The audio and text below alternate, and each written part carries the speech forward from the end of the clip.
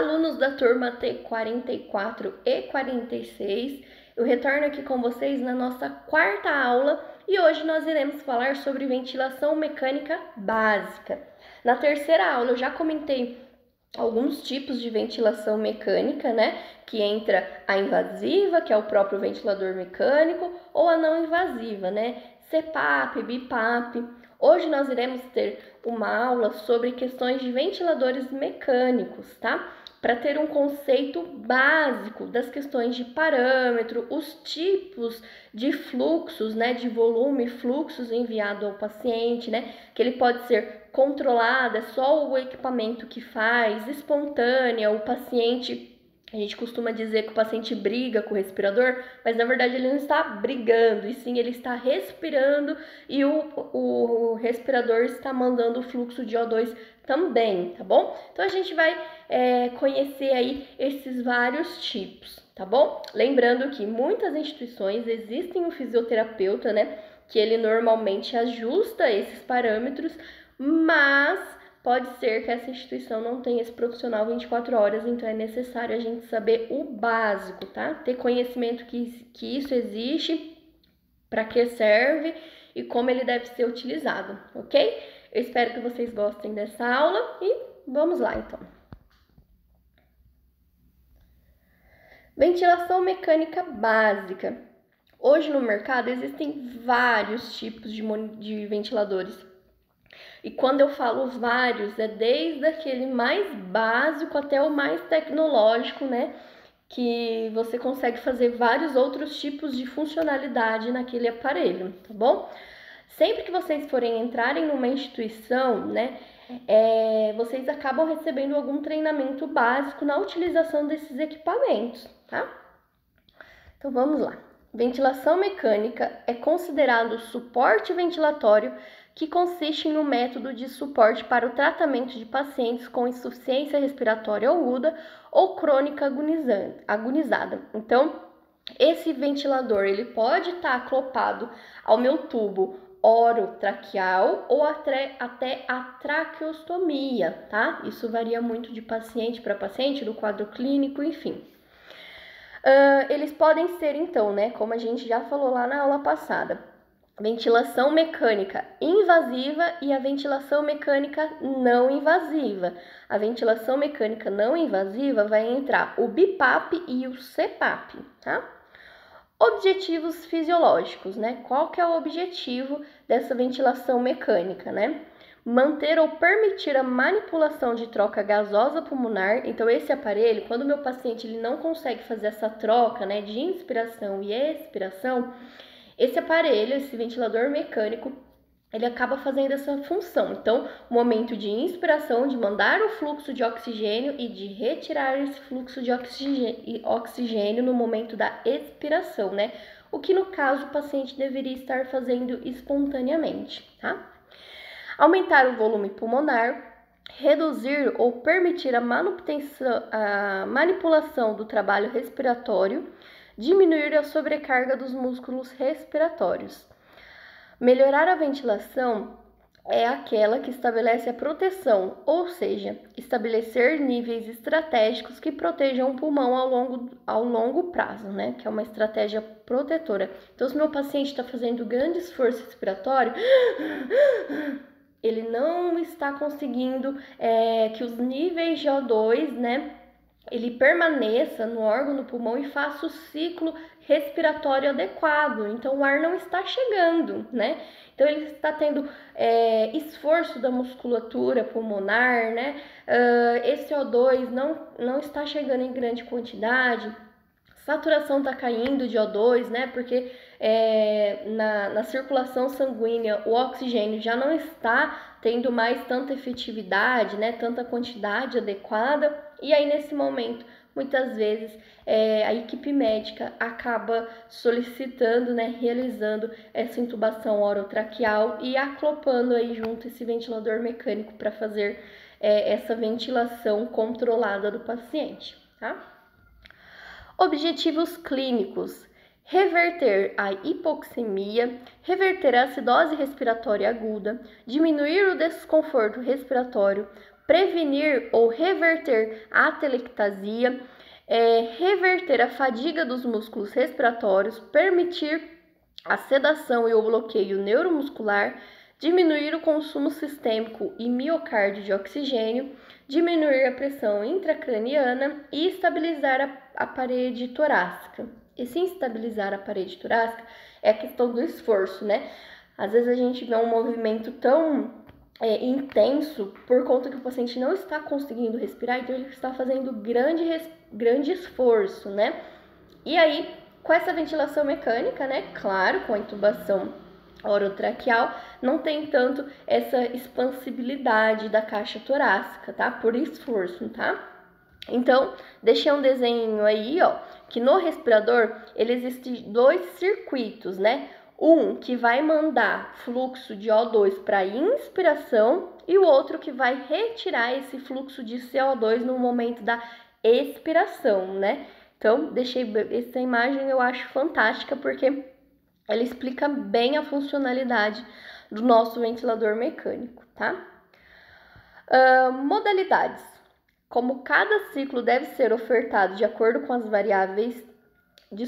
Modalidades. Como cada ciclo deve ser ofertado de acordo com as variedades de controle. Então, existem vários tipos, né? Que é o volume controlado, que é a pressão controlada, o suporte pressório, a mantadória intermitente sincronizada e a pressão positiva contínua das vias aéreas. Tá vendo aí, ó, que tem o CPAP também, né? Que são abreviações. O CPAP, ele também tem essa opção no ventilador mecânico, né?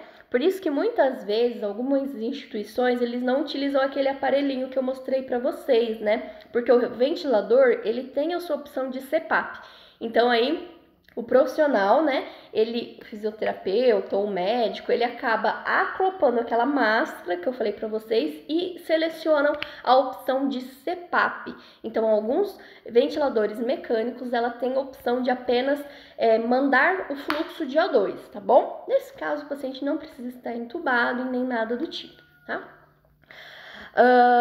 Deixei aí as imagens de modo de controle, né, assistido, de CPAP, enfim, justamente para vocês verem o quanto que o respirador ele entra e o quanto que o paciente entra no momento da inspiração e da expiração, tá? Modos básicos de ventilação mecânica.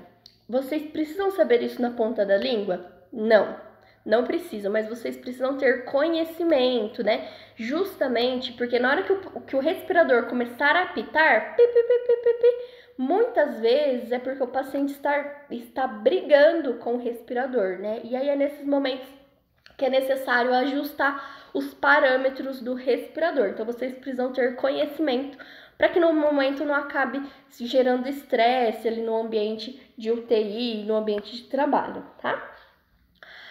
Quando a participação controlada, que não tem nenhuma participação do paciente. Então, esse tipo de modo básico, né, é só o respirador que atua, né?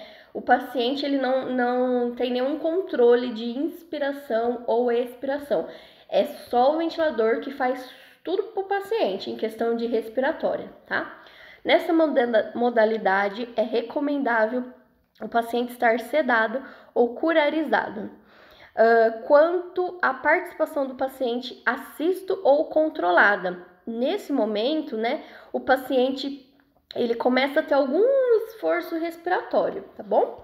O paciente tem uma participação no início da fase da inspiratória, determinando quando iniciar através de um ligeiro esforço inspiratório. Então, o paciente ele começa a respirar por si, só que mesmo assim ele não consegue ter aquele grande suporte de O2, né, que seria se não tivesse entubado. Então, é um trabalho em conjunto, né? O paciente ele inspira e aí, se não tiver a quantidade adequada de O2, o ventilador manda esse restante de O2 necessário e o ventilador que faz a parte de inspiração, tá? Quanto à participação do paciente, que ela pode ser espontânea assistida, né? Os ciclos ventilatórios são divididos entre pacientes e ventilador. Então, o paciente ele consegue fazer tanto a questão de inspiração como expiração, né? Mas também não é em grande quantidade. Por isso, assim, essa opção lá no ventilador mecânico, né, que a gente chama de SIMV, né, pode ser ajustada de acordo com o quadro clínico, evolução do paciente. Então, aí o paciente começa a fazer tudo sozinho. Caso aconteça alguma coisa, né, dos níveis de oxigênio não serem suficientes, aí o respirador entra, tá bom? Quando a participação do paciente. O paciente participa durante toda a fase inspiratória, tendo total controle de frequência respiratória, volume e fluxo. Variáveis durante o ciclo respiratório, né? Então, o que é importante observar nesse respirador, né? Existem alguns pontos chaves que a gente precisa controlar, que é a questão de volume, né? Lembra que eu falei para vocês? O volume, o fluxo, vai depender muito do peso desse paciente, da idade desse paciente, né? Então, tudo isso interfere na demanda de O2 ou na retirada, né? Na inspiração e expiração que nós iremos ter aí, tá? Então, o volume é a quantidade de gás que o pulmão acomoda até o fim da inspiração. É definido como a integral do fluxo em relação ao tempo. Sua unidade de medida pode ser em ml ou litros. Fluxo é a velocidade de entrada de ar, podendo ser uma velocidade maior ou menor. Sua unidade de medida é litros por minuto. Pressão é a tensão que as moléculas de gás exercem dentro do pulmão. A unidade é medida em centímetros de O2, tá? Parâmetros ventilatórios, só para vocês terem um exemplo. Lembra que eu comentei que isso varia muito da questão de faixa etária e de peso, né? Então, existe um cálculo, né? Então, se o meu paciente lá pesa tantos, sei lá, 60, 80 quilos, eu preciso fazer um cálculo para saber quais os parâmetros que eu vou colocar nesse respirador. Deixei um cálculo aí só para vocês terem ideia de como que funciona, né? Ó, um exemplo clássico, ó. A gente coloca lá o volume, né? O tempo volume, que é sugestivo, mais 0,91 vezes a altura desse paciente, né? Menos 152,4. Já para mulheres, ele diminui um pouquinho no volume e tempo, tá bom? Isso também varia nas questões de idade, né?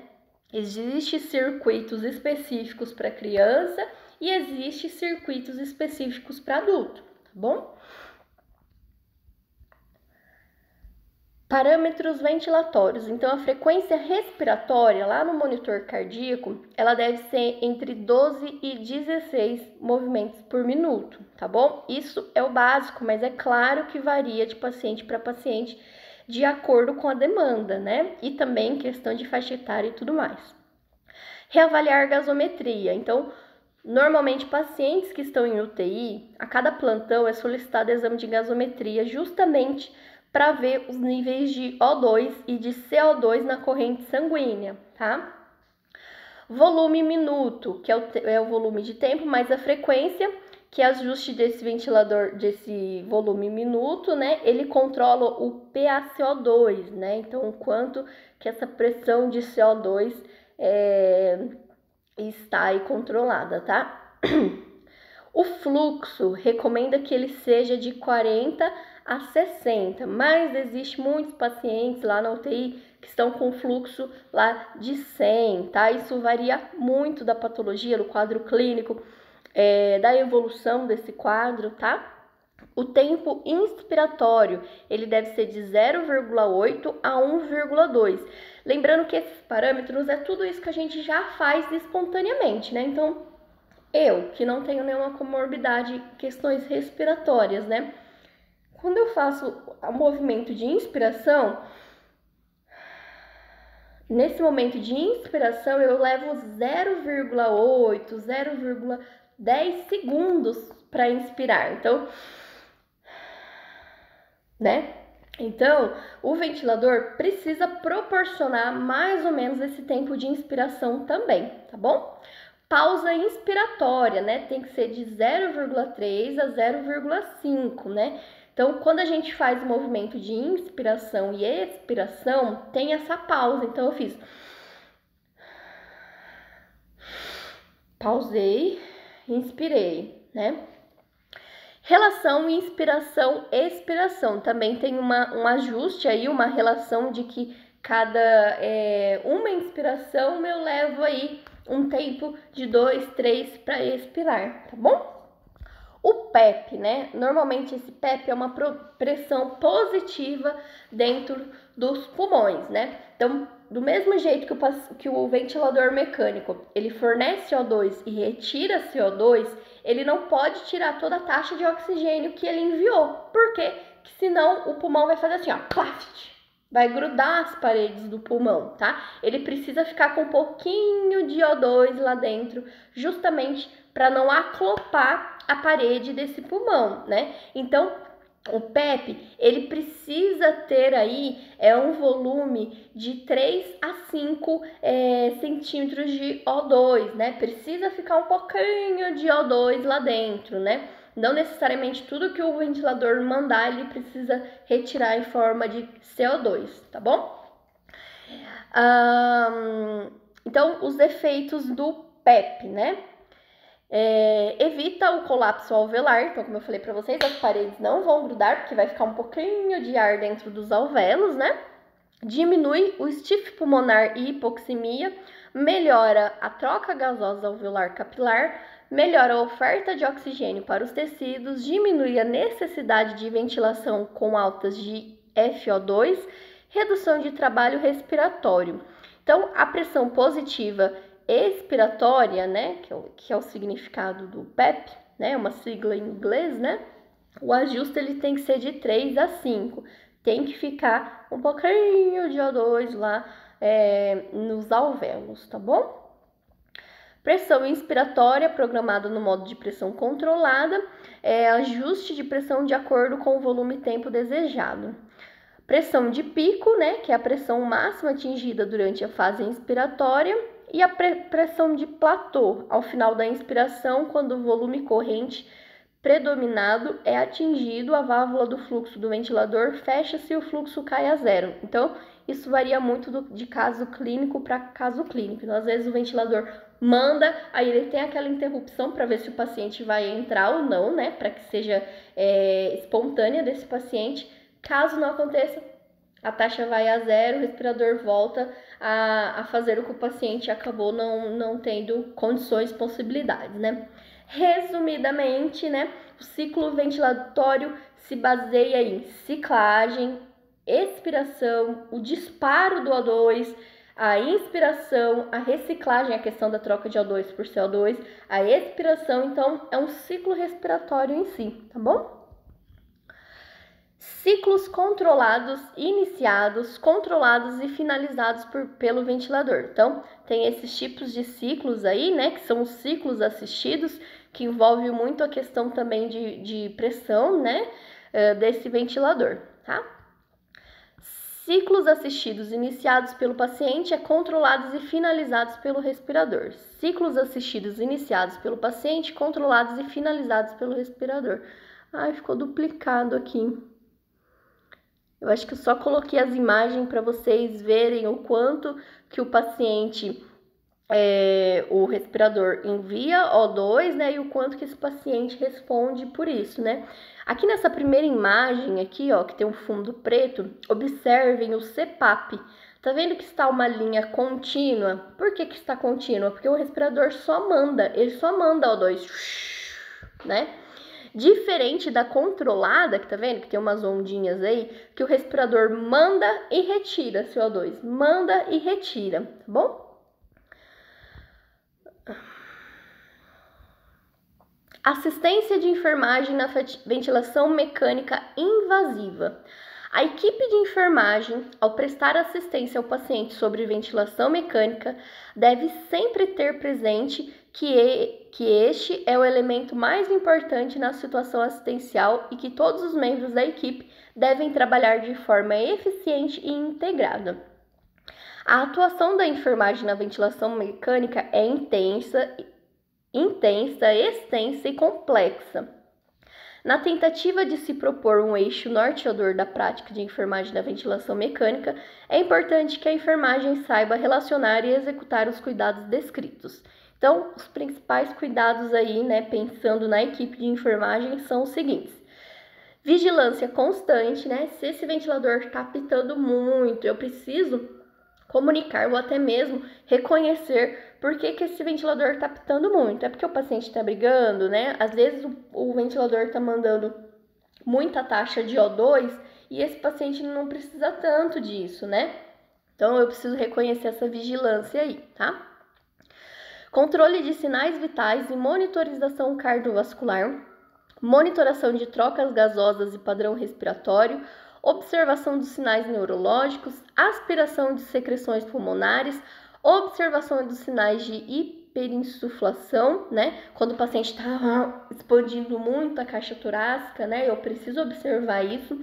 A questão de aspiração que eu comentei, pacientes que estão entubados, né? Volto a dizer, ficam com aquele biofilme, com aquela secreção, então é necessário aspirar esse paciente, tá bom? Higiene oral, troca de fixação do tubo, né? Não vou trocar o tubo, eu vou trocar a fixação. Normalmente existem fixadores próprios ou eles são por cardaços mesmo, tá? Controle da pressão do balonete, então o tubo, né, assim como na sonda vesical de demora, enfim, ele possui um balonete no final. Então o paciente está lá entubadinho e do lado tem um balonete, né? É preciso observar se aquele balonete não está murcho, porque se ele estiver, pode ser que lá na traqueia do paciente, aquele tubo pode acabar sendo expelido porque ele está vazio, tá bom? Monitoração do balanço hidroeletrolítico e peso corporal, controle nutricional, umidificação e aquecimento de gás inalado, observação do circuito de ventilador, observação dos alertas do ventilador. Nós precisamos também ter ciência, né, do circuito, né, se tem sujidade, se está com água, às vezes as trocas gasosas, né, elas acabam, nesse momento de troca, se tornando líquidas, aí fica aquele líquido no circuito. Aquilo, né, por algum movimento indesejado do próprio profissional, aquela água pode ir para o paciente e esse paciente pode broncoaspirar, né? Pode ter uma parada cardiorrespiratória por uma broncoaspiração. Então, se existe água dentro desse circuito, nós precisamos retirar. Se está com sujidade, o circuito precisa ser trocado, tá bom? Outros cuidados aqui que eu deixei disponíveis aí para vocês. Níveis de saturação do paciente do bloqueio neuromuscular, observação de sincronismo entre o paciente e a máquina, orientação de exercício, preenchimento de formulário de controle, controle de infecção, desmame. O desmame, ele funciona da seguinte forma: se o paciente está tendo bastante respiração espontânea, né? Então, o ventilador já não está precisando entrar tanto, se inicia a questão de desmame. Aí vai diminuindo a sedação, vai regulando o ventilador mecânico, justamente para que o paciente faça mais, né, esse movimento, esse processo de inspiração e expiração do que o próprio ventilador. Então, vai diminuir nos parâmetros, isso a gente chama de desmames, né? Na hora que o paciente ele já está conseguindo estabilizar a sua inspiração espontânea, aí é realizada a extubação, tá? Mas tem todo um processo. Esse desmame pode durar de 24 horas a 48 horas, ou dependendo de instituição e de paciente para paciente, tá? Os filtros higrostópicos ou hidrofóbicos devem ser trocados de 7 em 7 dias ou em caso de sujidade. Então, lá no meu ventilador mecânico, né, debaixo do meu monitor ou do lado, existem uns filtros, né, que ele que filtra esse ar, né, para que o ar não seja tão seco, né, que não vá para o paciente tão seco. Nas nossas narinas, seria esse filtro, né, é o nosso filtro biológico, né, fisiológico. Mas como o respirador mecânico, ele não tem, né, esse tipo de filtro, então é um filtro mesmo aclopado, né, e aí ele que umidifica esse ar, tá bom? A fixação da cânula de forma adequada previne lesões, além da extubação acidental, e um treinamento adequado da equipe tem se demonstrado eficiente para a diminuição das extubações acidental. A pressão de cuff deve ser medida pelo menos a cada período, ou seja, 24 horas em pelo menos 4 medidas, né? Então, cada plantão, né, a gente tem que verificar esse cuff, né? Algumas instituições, elas já têm a gente chama de um mensurador de cuff, né? Que ele aclopado, ele vai te dizer a taxa, o quanto que esse cuff está insuflado ou não, tá? Durante o banho, o paciente poderá apresentar instabilidade hemodinâmica e ventilatório, e já que o paciente não estará monitorizado pela questão do banho no leito, manter pelo menos a monitoração de saturação periférica de O2 com oxímetro de pulso. Então, quando eu retiro todos os meus eletrodos, né, os monitores da questão para dar o banho no leito no meu paciente de UTI, eu preciso deixar pelo menos o meu oxímetro de dedo, de pulso, né? Por quê? Porque quando eu estou movimentando o meu paciente, né, pode ser que ele tenha uma instabilidade hemodinâmica, né, por conta dessa movimentação. Então, o ventilador às vezes começa a apitar, vou desligar o ventilador? Não, gente, vai deixar o ventilador funcionando adequadamente. Se meu paciente estiver com uma queda de saturação, né, uma frequência cardíaca lá no meu monitor pelo oxímetro alterada, eu preciso estabilizar um pouquinho o meu paciente e depois continuar o meu banho. Alguns pacientes, eles não conseguem, o profissional, né, não consegue fazer o mínimo, né? Então, tem que ser o mínimo do mínimo. Por isso que a gente tem que ter esse controle observando o monitor multiparâmetro, tá? As mudanças de decúbito, que são importantes a cada 2 horas para evitar as lesões por pressão, é um momento de mudança de se atentar à possível queda de saturação e instabilidade ventilatória. Então, além do banho, quando eu for realizar a minha troca de posicionamento do paciente, eu preciso também estar atento a essa queda de saturação, tá? O posicionamento elevado na cabeceira entre 30 e 45 graus também é importante para evitar broncoaspiração. Aspiração de vias aéreas de pacientes em ventilação mecânica tem como principal finalidade retirar as secreções do tubo respiratório, promover a permeabilidade das vias aéreas, prevenir e auxiliar no tratamento das infecções respiratórias, aumentar a eficácia respiratória. E aí, como material necessário que a enfermagem normalmente usa ou o fisioterapeuta, é um par de luva de procedimento esterilizado, um pacote de gaze, né, a sonda de aspiração e uma seringa de 20 ml se for o caso, tá?